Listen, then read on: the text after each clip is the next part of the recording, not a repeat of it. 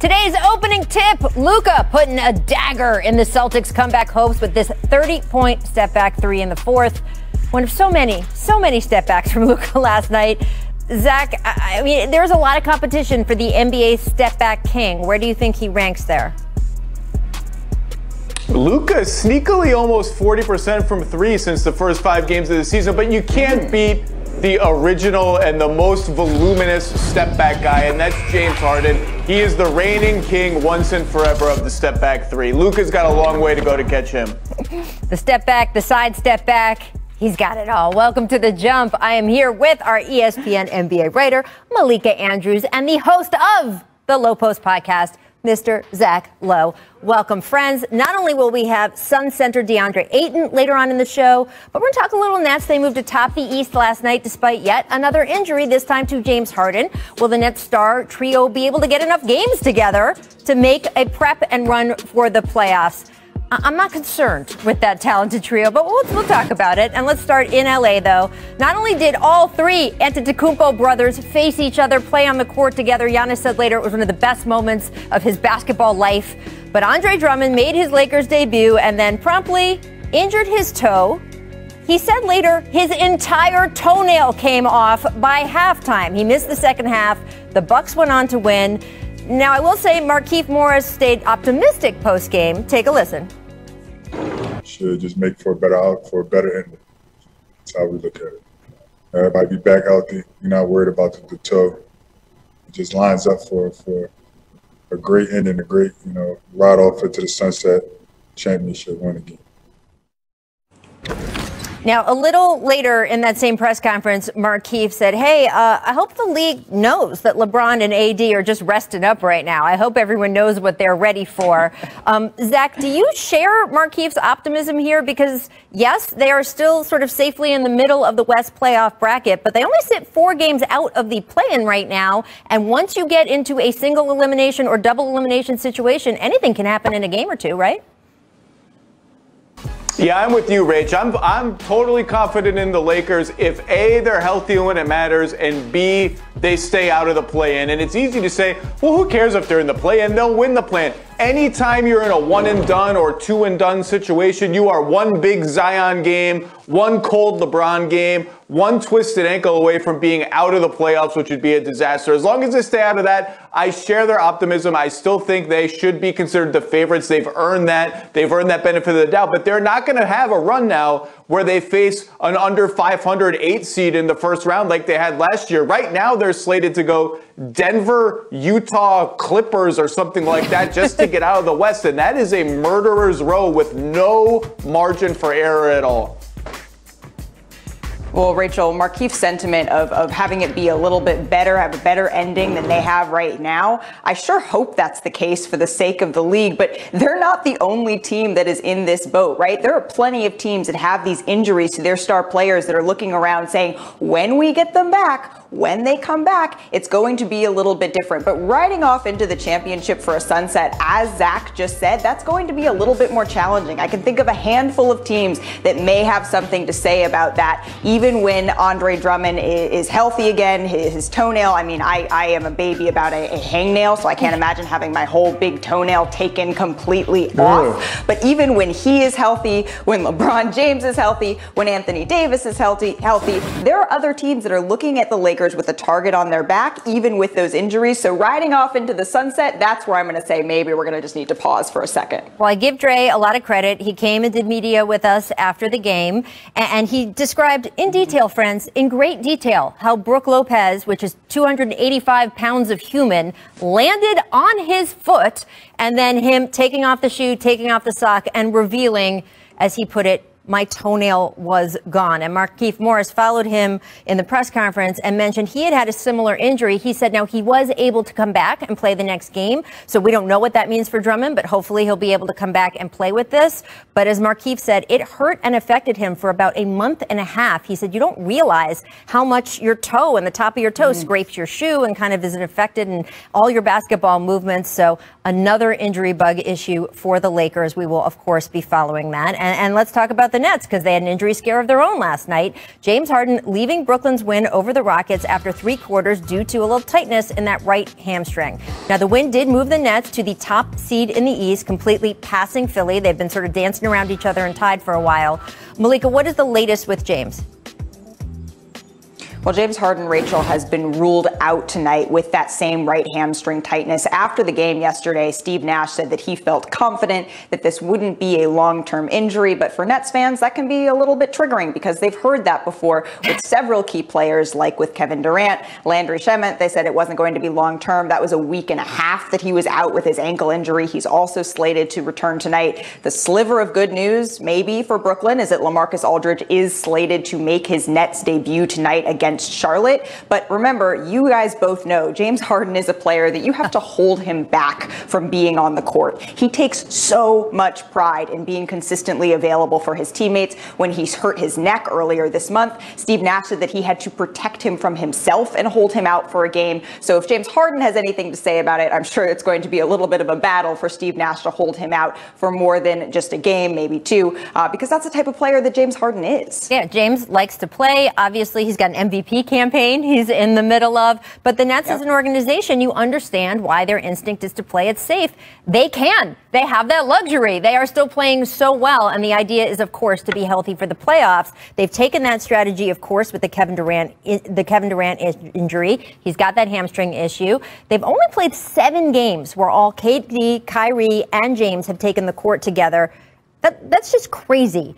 And as ESPN Stats and Info points out, every big 3 that has won a title, going back to the 80s, has played at least 42 games together during the regular season. So, Zach, they're certainly not going to get anywhere close to that 42-game number, but do you think whatever that number ends up being, they will have enough reps playing together before the playoffs?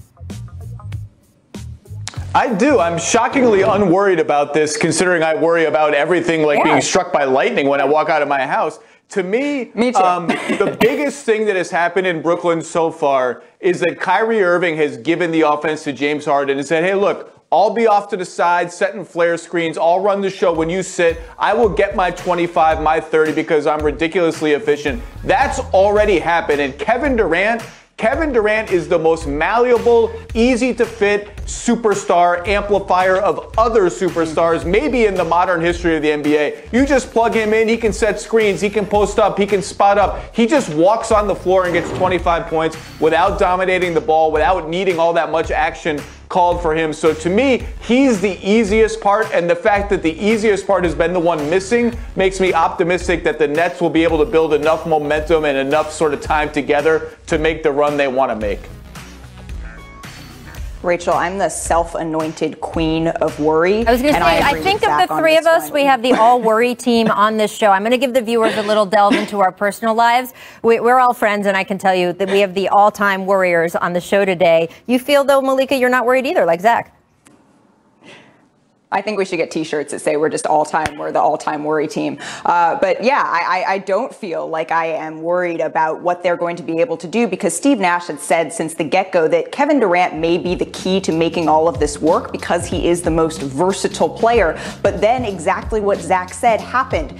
James Harden has sort of taken over driving the offense, and Kyrie Irving and him have gelled so well together. What Steve Nash has said is, yes, we wish we had more time. We wish we had all season to be working on our chemistry and gelling, but we have so much talent that at this point, the only option we have really is to believe in it. And James Harden said that he's going to need to take the mentality of, we're trying to figure this out. This is a Rubik's Cube. We're going to need to figure it out on the fly. This is a team that already doesn't practice a whole lot, so they're going to be leaning into film and making it work, but the amount of talent they have gives them confidence. I've been told over and over again that this is going to be able to work when Kevin Durant comes back, which they're hoping is imminently. Yeah, look, elite talent in this league trumps everything else. It's true when you have matchup situations in the playoffs. It's true when you have a matchup between a team and an injury situation. Kevin Durant historically comes back from injuries so sharp. We just haven't seen even major injuries he's come off of, any kind of slump or any kind of warming up. And then, of course, you have to also remember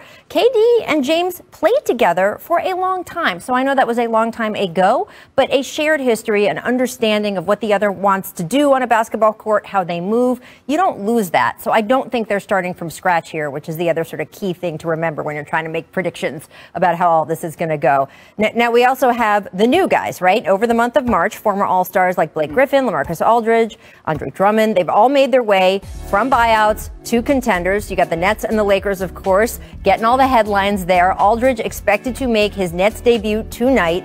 Even before these moves, as Kirk Goldsberry noted, nearly half of all active NBA players who've ever been named first team All-NBA now play for either the Lakers, Clippers, or Nets. So, Malika, do you think the way the buyout system now is working as it should?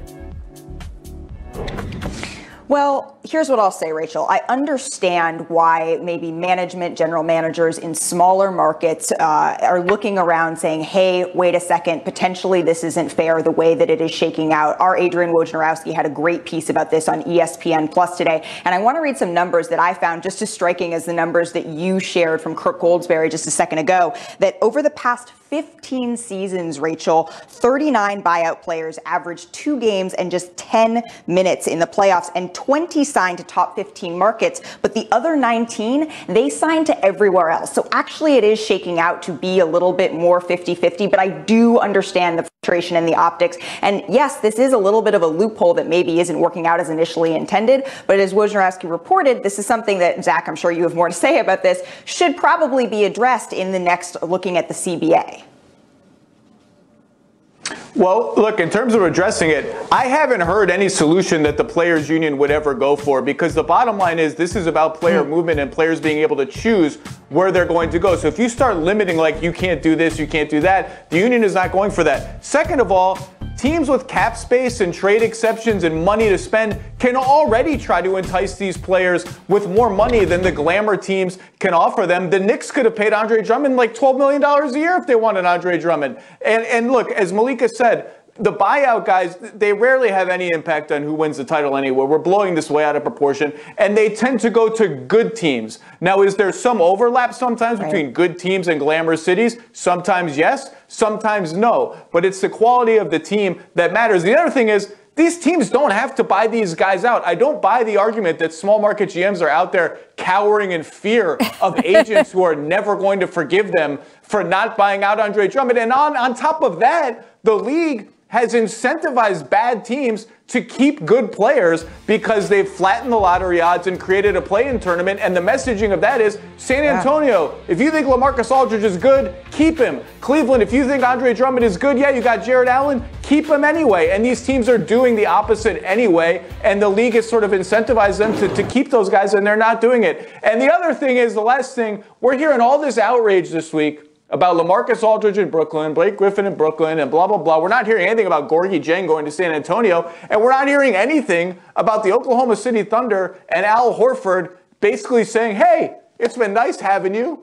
We're not going to buy you out. We're not going to trade you. We just don't want to win games, so why don't you just sort of become a coach for a little while? No one is outraged about that. No one is clamoring for Al Horford to get back on the court because it's a small market team in Oklahoma City that is the victim of this larger thing. I just think this is being blown way out of proportion. Well, there's been a backlash, right? So there's a lot of fans who have said, huge backlash. The Nets are loaded up. This isn't fair. Here we go again. Another super team, and then it's boring. We know who wins. We can't really follow the games in the same way. And then there's been a backlash to the backlash. You've had a lot of people who cover the NBA saying, these fans, they don't understand. Guys don't really impact the finals, or they don't really impact the playoffs in that same way.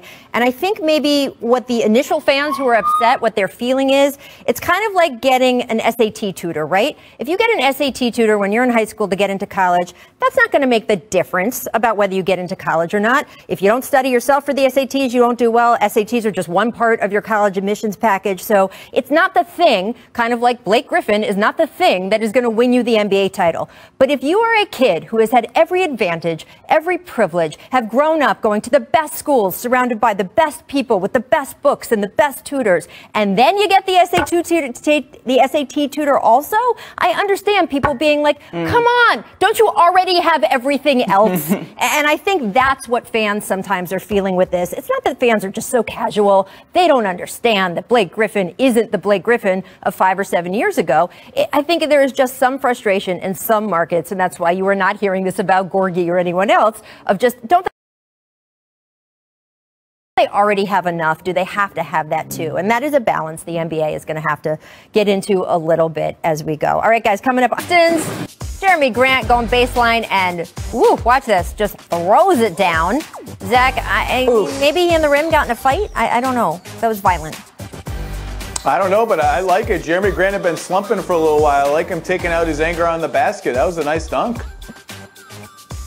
That was pretty. Oof. I don't remember seeing anything like that in Denver. Maybe it's something about Detroit. Gets a little gritty, brings it out of him a little bit. I mean, that's a grown man dunk right there. Go on to miss everything. All right. Look at this. Hurdles at the line. Now air balls one. Oh no. Wait for it. Oof. Air balls. He airballed the second free throw, Malika. Maybe there's a window open in the arena. I don't know. Breezy. I'm gonna be nice. So I'm gonna say, you know what? Everyone, you had a bad day. It happens. There's a whole song about it. Chris Paul missed free throws yesterday. That never happens. So maybe, obviously, it wasn't an air ball, but maybe we're just gonna say the window is open. We'll go with that, Rachel. We'll go with that. Hey, Jakob Poeltl is shooting 30% or something like that from the line. This is more than just a bad day. And the more meaningful games the Spurs play, they're going to see hack-a-yak. Yeah. It works when it works. Make of effort. Alex Caruso out and running.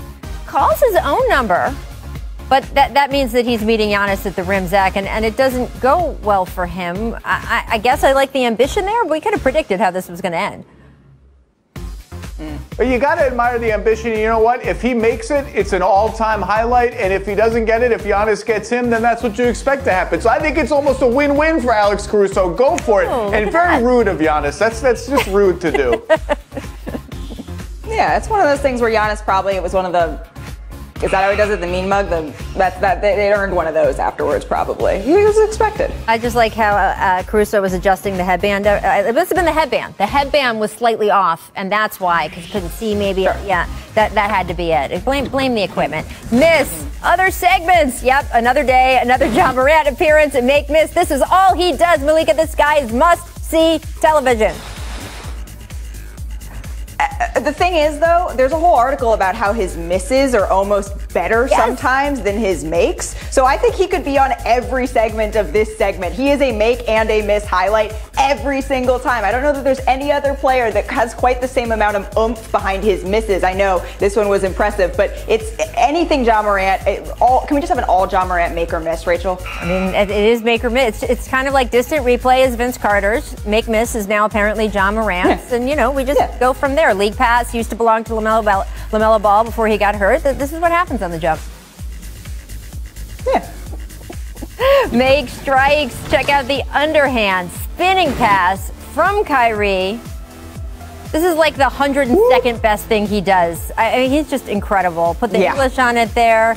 Malika, have we investigated Kyrie's bowling skills? Because, Chris Paul runs that charity tournament every year, and I'm seeing some possibilities here. Yeah, he has a little bit of potential. Obviously, we know he had some issues with his fingers earlier this year. We know that there's a little bit of that. I'm always afraid to put my fingers in the bowling ball. You can't even see into what's going on down there. But I will say, yesterday, Rachel, the Lakers sort of do their football pass before the game. Yep. Right? The Nets have started to do that. So maybe it's football, bowling, basketball. Maybe there's a hybrid coming. I just, if there is some sort of way to finesse a basketball, Kyrie Irving knows how to do it. That's all I know. Time, guys, to run it back. It is April Fool's Day, so the Jump is giving you our favorite trick plays. And it's not just NBA, it's all of basketball. Number 5, 2000, the little elbow pass from Jason Williams. This just does not ever get old. Ever. Look at this. White chocolate. Woo. One of the most watchable players of recent NBA history, Jason Williams. We had him on the show and asked him about it, and he was just like, yeah, I just did it because I could. Yeah, because you could. 2019, number 4. JaVale McGee faking an injury and then gets to the dunk. Love it. Look at this. Love it. I mean, Jimmy Butler might have something to say about this with the Oscar and the acting. Yeah, it's true. There you go, number Carl in 3. Denver used to have JaVale McGee stand out of bounds on purpose sometimes and then come back in. The league had to actually disallow it. JaVale McGee's tricky. Let's look at 2017, start of the third quarter. Louisville pulling the old switcheroo on Duke, gets the layup. Little trickeration from the ladies there. Number 2. That's embarrassing. Yeah. That's embarrassing. There's nothing. Number 2, 2016, Marcelo Huertas hiding behind Coach Spo and then steals it from Dragic. This was an all-timer, Zach. Amazing. That is real. I didn't even really understand what happened until I had to watch that play 3 or 4 times to understand what he had actually done. Okay, this is high school hoops in Indiana back in '93. Keep your eye on the player we're spot shadowing because he runs off the court into the hallway like he needed to use the bathroom, then pop back in and drain the corner 3. Seriously, watch this replay again. This is trickeration on max here. Using every tool at your disposal. Overall pick, Phoenix center, DeAndre Ayton. Welcome back to The Jump. Thanks for joining us as always. Thank you guys for having me. I like it. You're off day. You're at home. We can get some stuff done. We can talk a little hoop. Yeah, both talk the business. Exactly. Both the Lakers and Clippers, they are looking up in the standings, sir, at your Suns after an incredible 2-month run. You guys have won 25 of the last 31 games. Last night against the Bulls, just got folded into that, another win. What has been clicking so well? To be honest, it's just us going through the growing pains of, starting to be a winning team and, just approaching the game differently, adding some pieces where, sophisticated guys who's used to winning, just helping us younger guys get used to that and approaching the game totally different. And, it's hard to win in this league. And for us where we're at today is incredible. And, all thanks to Coach Monty and James Jones putting this team together and, a great group of guys doing our thing. It really feels like the franchise is going in the right direction, as you said, not just on the court, but in the front office, the coaching ranks. And, of course, the addition of Chris Paul clearly paid off for the entire team. And you in particular, he has a history of making centers better all the way back to Tyson Chandler in New Orleans. How has he helped you this season? He's definitely showed me different ways how to, get to the basket easily, how much of a threat I am to the basket when it's in a pick and roll. Definitely angles of the screen, getting us both open, and just always being a presence at the rim. He gave me this key to be the anchor of the defense and to let everybody be everybody's eyes and protecting our rim. And it's a big deal when it comes to our team. And he gets me the easy baskets. He spoon fed me most of the time, and it's lit. Well, look, before he got there, I'm sure you knew him a little bit just from playing against him, but he's the point god, right? I mean, this is Chris Paul, future Hall of Famer. Now that he is on your team, he is your friend. Give me a little CP3 story. What about him? Did you go back and tell your friends, or what about an experience about playing or being with him? Definitely CP. He sees things that, nobody sees. He sees the little details where, he'll probably tell you more than once. And, it's nothing personal, but it's just how much of a winner he is. And he just knows the game. And, it's pretty easy to him. And, you'll probably hear your name probably a good 3 or 4 times, Right. But it's nothing personal. It's just, he just wants to win and he wants the best for you. So, I enjoy it. And I'm really honored to even have a guy like him on my team, helping me out and just, being a part of his legacy. It's amazing. Look, he's going to give a Hall of Fame speech one day. You could end up being a part of that now. Now, during the pandemic, we remember you participated in that NBA 2K tournament and made it all the way to the final. Now, you didn't beat Devin Booker. I don't want to bring that up, but I just want to know if he brings that up. DeAndre, does he rub that in your face at all? Yes, he has. You always do. To be honest, I think I let him. Now I'm playing. But, every time I ask him to play, he always brings it up, what happened in the 2K tournament, stuff like that. And, I'm going to have to hug that one and just take the L. But, D-Book is a gamer. He's a competitor, and I can tell you that. And, yes. He just knows, he just loves to win. I smell a rematch this summer. That's all I'm going to say. Definitely. He's got to accept the challenge. So... just saying. I want to go back to February. There was a moment where your teammate, Frank Kaminsky, and you know what I'm going to say, he rocked one of your chains. Here is what he said when asked about it. Take a listen. Man, are you wearing DA's chain right now? I was waiting for somebody to ask. Yeah. Is there any specific reason for it? No. I just asked if I could put it on, and he said yes. So, I feel a little responsible now with this thing on. I've never had this kind of jewelry on before. I'm not really into jewelry, so I'm just trying to keep it clean until I give it back to him. I need to really, this is my investigative reporting now. How did this happen? Why did you let him have it? How do you feel he looked with it? And was there any damage when you got it back? These are my questions. Well, first, he definitely took care of the chain. Okay. After the game, I was putting it on, and he was like, "Hey, DA, I'm about to go do this press conference. Can I use your chain?" I was like, "Definitely, go ahead." And, right away, he's a big guy, too, and the chain fit him so well. But I just know for a fact Frank would never, ever go ahead and buy a chain out like that. Yeah. But just him wearing it was just very funny. It's high comedy right there. Amazing. And also a sign of just good camaraderie between you guys. Yeah. You got to do things to liven up the deep parts of the season. You also did something very cool recently. In honor of Women's History Month, you wore custom shoes featuring the names of the Phoenix Mercury. Of course, your co-tenants there from the WNBA. Why did you choose to honor them that way? Most definitely. Women in my life personally are very important. My mom done so much for me. And, just growing up, having her only with me in the United States taking care of me and my little sister, it's just my little thank you and a little appreciation, having the whole Mercury roster on my left shoe and all the women like my aunties and my mom, my little sisters on my right shoe. And just, I'm playing for them, not only playing for myself. And, I just wanted to show my little thank you and appreciation to them to show that, they mean more than anything. Shout out all the NBA moms. I say it all the time. None of y'all would be here if it wasn't for them.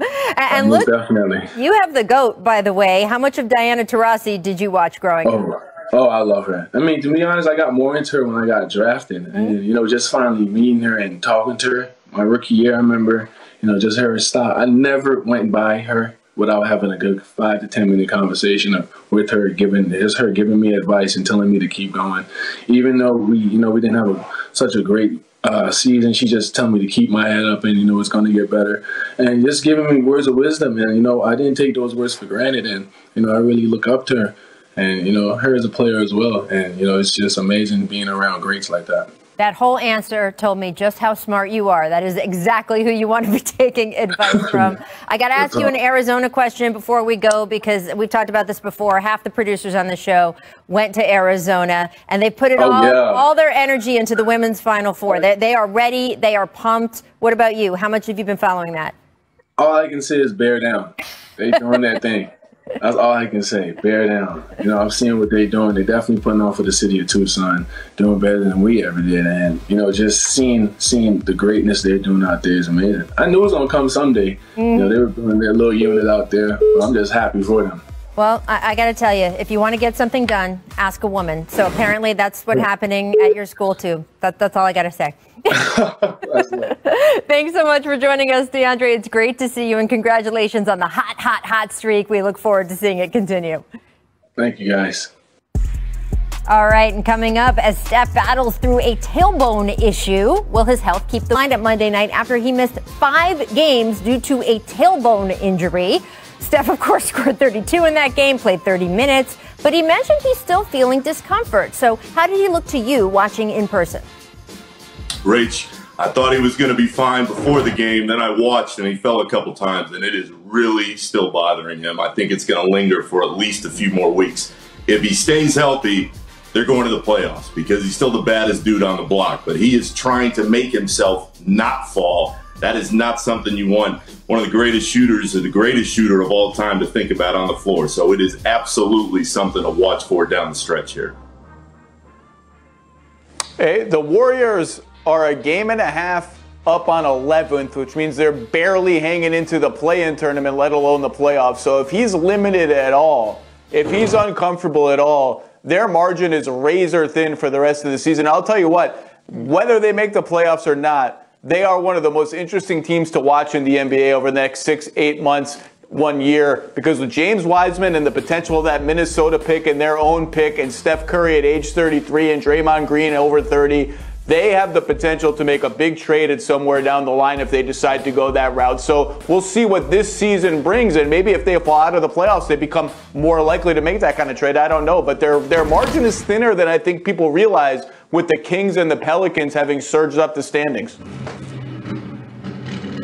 I don't think it's, as Harley passes me in New York City, I don't think it's radical at all to say that Steph Curry, his health is what the Golden State Warriors playoff chances hinges on. We've seen it before. He talked about how he didn't feel quite right, but Nick Friedel saying that is a bad man right now. If he can score 30 plus and be feeling like he was feeling, that should be a pretty good sign, but the Warriors should be pretty cautious with this. Remember, players say all the time, the one thing you really don't want to be out on the floor is feeling and being aware of your injury. You don't want to be playing like you're protecting yourself, because then you put yourself potentially at more risk to re-injure something in that case. So that's sort of the other razor thin line, as Zach was talking about, that they need to be watching for right now. Yeah, you always got to watch out for those compensation injuries. And if you want to know how Steph is really feeling, that highlight we just showed where he fell on his butt, we had to blur out what was over his mouth because that was the curse word that he let out in that moment. And it was so loud and so clear, we had to blur it out in a highlight where you didn't even have audio. So that gives you an example, a window into Steph's mindset. Nick, let's talk a little bit more about what Zach was mentioning. How much will these final 20 games impact the Warriors' approach next season? You've got Klay Thompson hopefully coming back, but then a lot of questions in terms of where they draft, who they draft, whether they get Minnesota's pick or not. Rachel, allow me to jump into the worry crew here because excellent. I am very concerned by what I see from the Warriors long term. I still think they're going to the playoffs if Steph stays healthy, but the whole feeling was Klay comes back, you plug him into the lineup, title contender again. I don't believe that at all. I think this Warriors team is still several steps away, even if they bring everybody back next season, including Kelly Oubre. It all hinges to me on James Wiseman. James Wiseman has to take another step down the stretch of the regular season here, and he's got to, after a training camp and hopefully some kind of Vegas summer league, he's got to be a lot better than what we've seen so far. And the expectations are gigantic for him, but he was the number 2 pick coming into a situation where this team really wanted to contend next season. If he can take that leap, they're in good shape, but I think he is a couple years away from being able to be the player they need him to be. Well, Nick, let's talk about the other team that you used to cover. In fact, you covered them for so long. People think you're from Chicago, even though you're actually from Orlando. Their Bulls are on a 5-game losing streak. They're actually 0-3 since acquiring the guy who is also last played in Orlando, All-Star Nikola Vucevic, just before the trade deadline. Now, Zach, they're currently in 10th place, which puts them into that play-in scenario, but that's not why they made those trades. How good can the Bulls be before this season ends? Well, in fairness, Zach LaVine, my fellow Zach, did not play in last night's loss. But I like that trade a little less for Chicago than most people seem to. But I'll say this. I think people are focusing short term. I think a big part of the reason the Bulls made that trade was for the summer of 2022, 2023, when they're loaded with cap space and they could say, hey, we don't just have Zach LaVine here, assuming they extend him or re-sign him.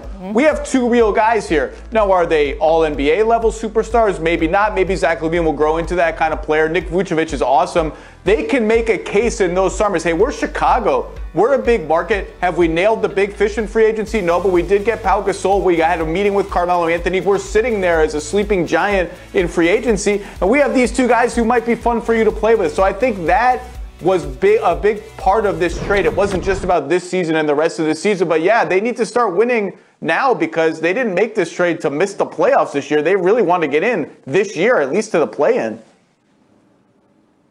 Yeah, I was talking to a source on the Bulls earlier this afternoon, and he told me that he believes when they need to start to worry is when they get healthy again. He mentioned to me that Zach LaVine was trying to play through that ankle injury, but he just wasn't playing quite right. We also had Garrett Temple out last night. Kobe White was dealing with some neck stuff. And so when they get healthy and then they get through this next tough stretch in their schedule where they're playing against Utah, where they're playing against Brooklyn, if they're still losing after all of those factors, that's when they're going to say, oh no, okay, now we really need to worry. They obviously do not have a lot of time in the rest of the season going forward here, but the growing pains that they're experiencing right now, I was told they're chalking that up to they used to play fast and they used to play with a lot of pace, and now they're dealing with trying to integrate 4 big guys on the court at the same time, and that's the challenge that they're trying to overcome, but they know they don't have a lot of time to do that. Rach, they're building up what they just tore down.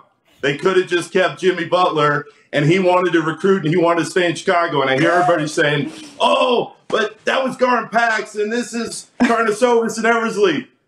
Did they not change owners? Are the ownership, Jerry, Michael, they're still there, right? I mean, this is at a ceiling right now. This is a try-hard team again. The reason they traded Jimmy was because they didn't think he could be the face, and they didn't want to go to the first or second round and get bounced. When you watch this team, as much as Zach LaVine has improved, Zach hit it. There are different levels of all-stars. Zach LaVine at $20 million, he's outworked that contract. More power to him. Zach LaVine on a max deal for $200 million, that's a completely different conversation. And I like Vucevic, but this is your team.